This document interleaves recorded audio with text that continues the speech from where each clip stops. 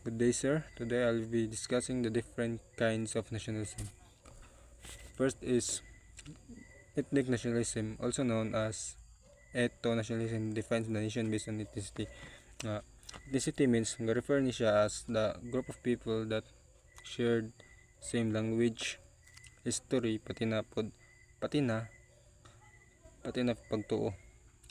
Ito ni ang member ni sa ethnicity is mag-establish og isa ka nation.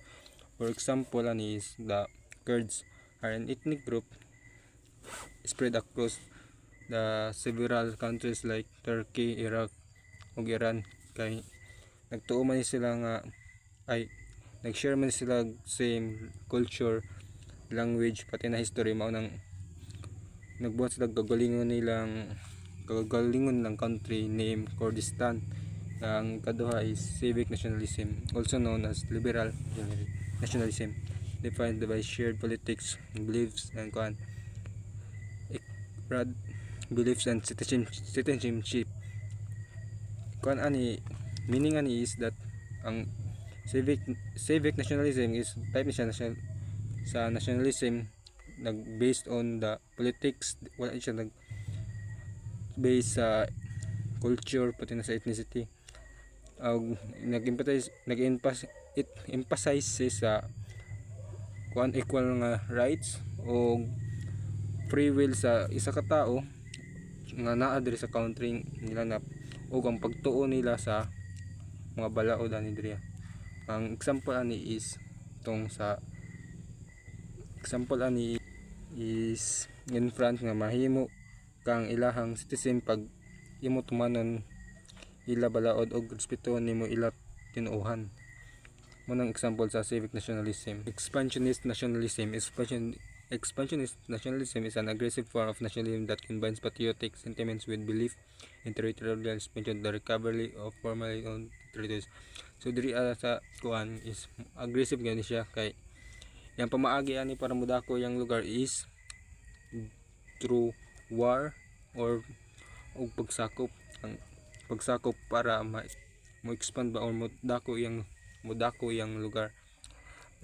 Nga example ani tong sa ibang kasaon na tong kang Hitler nga nagtuo siya nga ang German daw is superior nation. Mao nang iyang gi take over ang land sa Austria, Poland para mudako ang German Empire niya. Ang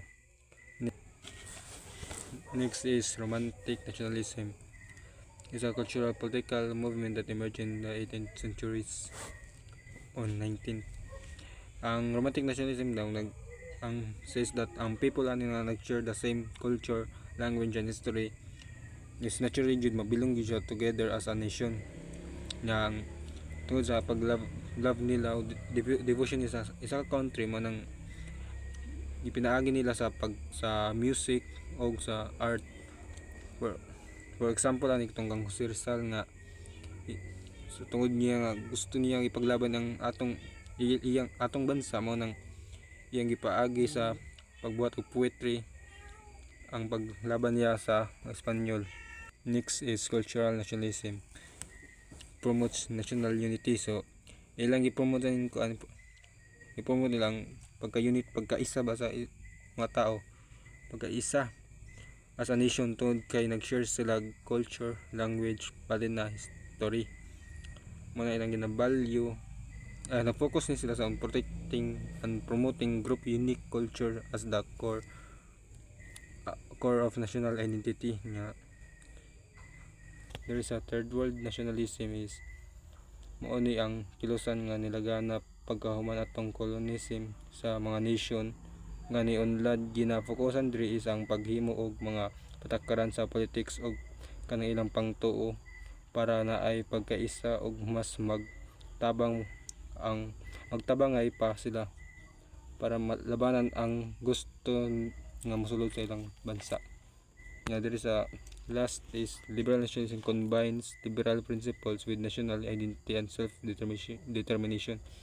Ginapromote diri is ang ginapromote diri ang naa sila pagtuo nga dapat bawat tao is naay free will o ang pagkaisa bilang isang lugar.